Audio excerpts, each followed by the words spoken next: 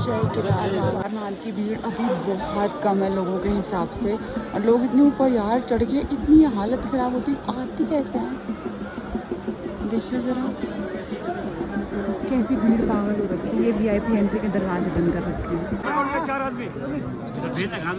यहाँ से next level दर्शन हुए, मज़ा आ गया। वाह, इतनी दूर आना सफल हो गया। मुझे लगा नहीं था कि मैं दर्शन कर पाऊँगी इतनी जल्दी, वो भी मैं पहुँची यहाँ पे 8 बजे के आसपास, और मंदिर में घुसने के लिए मैंने स्टार्ट किया 9 बजे। तो तब तक मैं 8 बजे के बाद नहा धो के रेडी होके पहुँच गई थी। एंड देन माय गुडनेस, सारी शरीर की हड्डियाँ चरमरा चुकी हैं मेरी, और केदारनाथ के बस दर्शन बहुत अच्छे हो गए।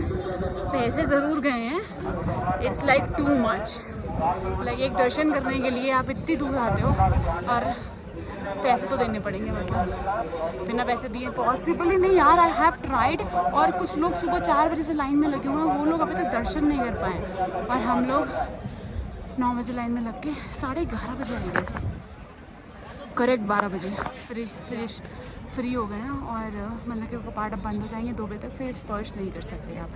जब 2 बजे के बाद कपाट खुलते हैं तो आप दूर दूर से देख के बस निकल सकते हैं, आप स्पर्श दर्शन नहीं कर सकते।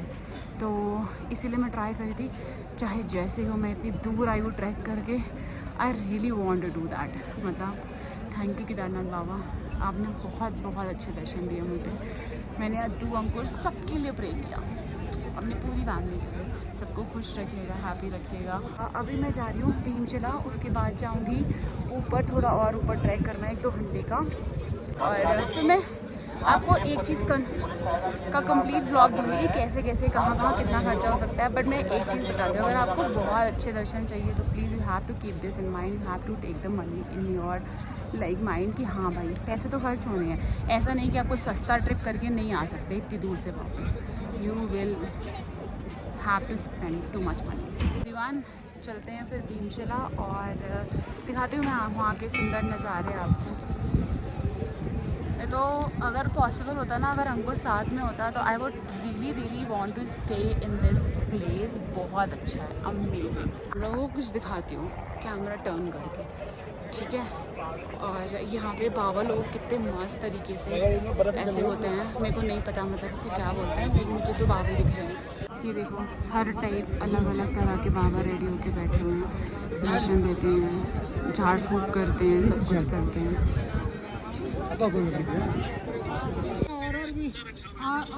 और सारी खुशियाँ दे भगवान, तुम्हारे गोद हरी भरी करे, मेरा बन से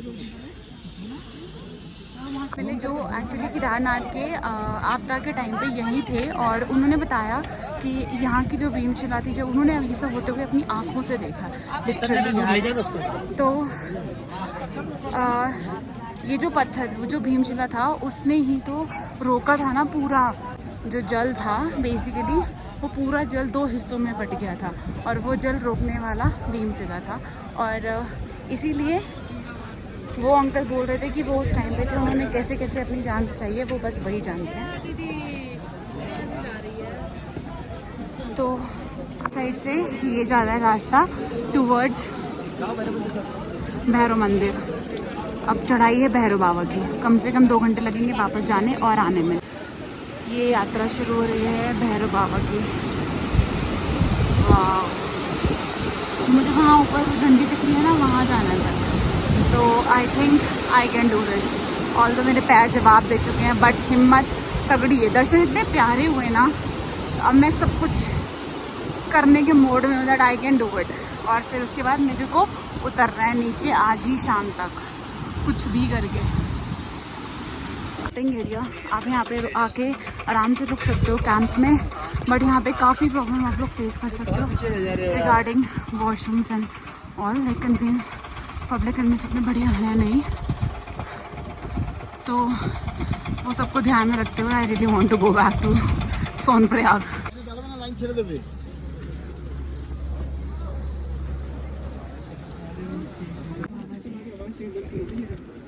जाने दीजिए भाई।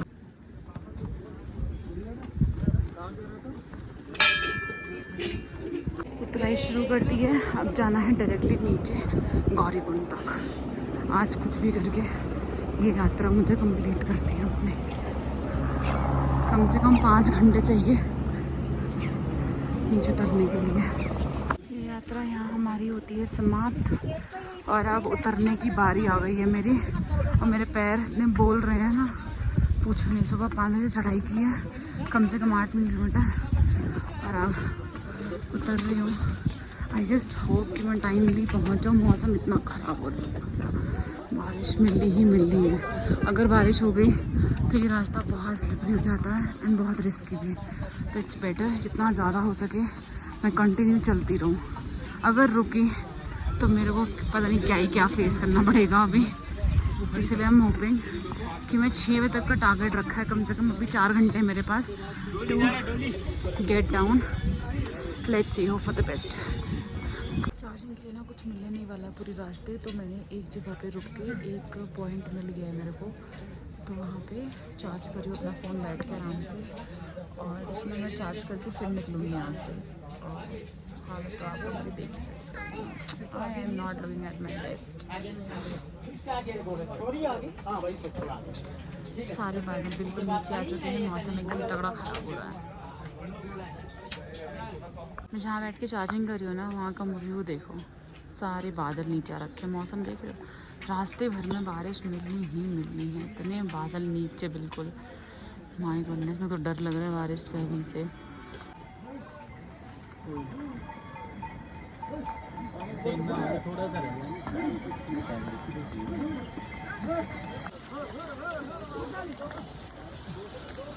लेकिन नज़ारे देखो, और हम जादू बन के सारे के सारे बारिश में डोल रहे हैं, पर रुकना नहीं है।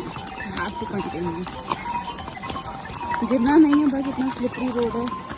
और ये घोड़े इंसानों के चलने की जगह ही नहीं छोड़ी है। एक तो ऊँट जैसे आदमी सारे के सारे, उन्हें खुद से नहीं से लगाना पड़ेगा, हेलीकॉप्टर बुक कर लो। देख रहे हैं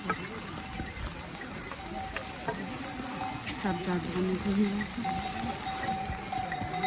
और बारिश, माय गुडनेस, मुझे उम्मीद नहीं थी कि मुझे बारिश में आना पड़ेगा, but yes, I am walking in the rain. और ये मेरे जूते, बेचारों ने बहुत साथ दिया।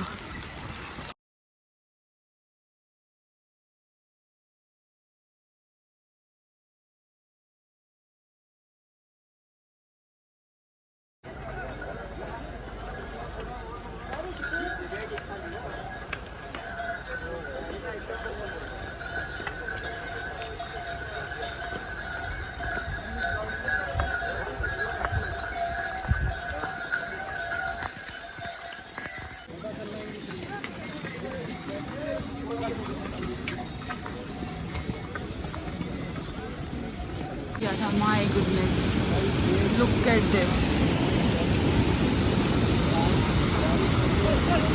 जहर व्यू, जहर।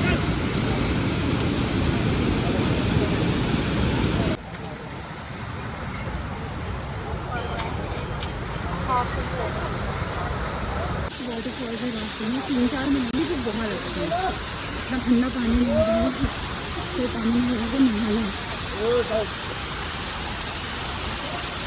लग रहा था कि मैं आराम से उतर जाऊंगी, पर हो नहीं रहा। मेरे पैर एकदम स्वेल हो चुके हैं, शूज़ टाइट हो चुके हैं। और फिर भी अब थोड़ा हाफ रास्ते आने के बाद ना मैं रुक के चल रही हूँ, कुछ खा के फिर चल रही हूँ, फिर कुछ खा के, क्योंकि स्थिति अब गंभीर थोड़ी ज़्यादा दिख रही है। और अंगूठे और पैर कंधे स्वेल हो गए हैं। गौरी कुंड आते आते पता नहीं क्या ही होगा, क्या ही। इसके साथ किनारे किनारे वॉक कर रही हूँ, और अब चाहे जैसी भी हो, बस हाँ, ठंड बहुत लग नहीं रही है। वॉक कर रहे हैं ये, इसलिए मैं भी कह सकते हैं। लो भाई, फिर बारिश शुरू हो गई, मेरे को रेनकोट पहनना पड़ेगा। चलो पहले ये पहन लेती हूँ।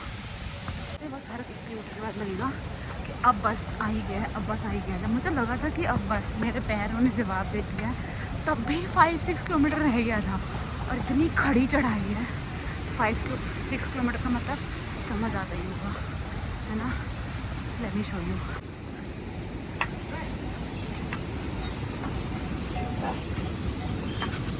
इससे भी खतरनाक है ऊपर पर touch would I have done it बहुत ही सेफली और अच्छे से।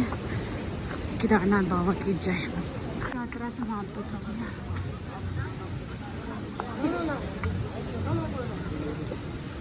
It's really tough.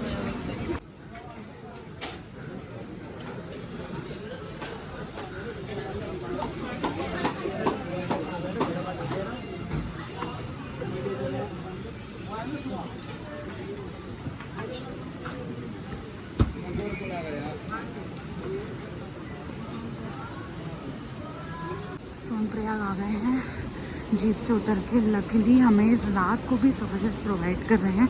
Thank you so much governments और प्राइवेट लोगों को भी एक्चुअली। उसके बाद हालत में टाइट हो रखी है कि अब बस होटल ढूंढना है। बहुत टाइम लगा तो मुझे फिर ये होटल मिला जो मैं जिनसे बात करके गई थी पहले, उसके जस्ट अपोजिट में था। ये सामने वाला होटल है और अमेजिंग व्यू। तो ये मेरी सोनप्रयाग की पहली मॉर्निंग है मतलब, और मैं अब निकल रही हूँ वापस दिल्ली। अभी बज रहे हैं सुबह के 6 और I am almost ready and अब निकलना है सीधा दिल्ली के लिए।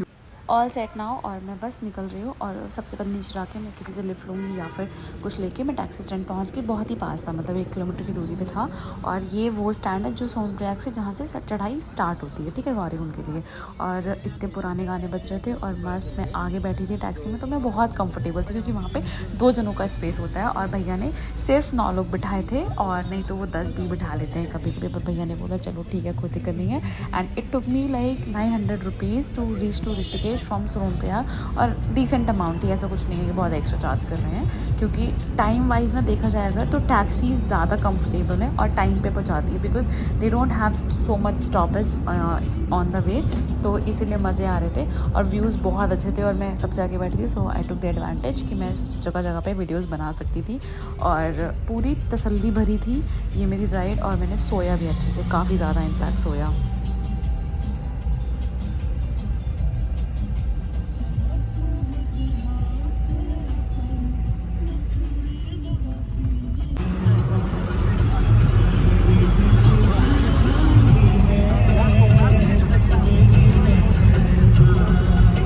बस ऋषिकेश पहुंच ही गई हूँ और मैंने ना एक्चुअली अपनी ऑनलाइन बस की बुकिंग नहीं की थी ऋषिकेश टू दिल्ली की, क्योंकि ना टाइमिंग्स मेरे को फ्लक्चुएट होते दिख रहे थे। तो इसीलिए मैंने क्या किया, चौराहे पे जाके लिटरली एसी बसेस के आगे हाथ रोक के मैं उस पर चढ़ गई। बस कैसे भी अंकल से पूछा कि अंकल सीट है, उन्होंने बोला हाँ दे दूँगी। और फिर बस ने रोका जहाँ पे, वहाँ पे मैंने अच्छी तरह प्रॉपर खाना दाल राइस खाया फिर ढेर सारा सैलड। मतलब अकेले बैठ के मैंने ठूस ठूस के खाया। और मैं ऐसे चल रही थी ना, सब लोग मुझसे बार बार पूछ भी रहे थे क्या हुआ मैम आपके पैरों में, क्या हुआ।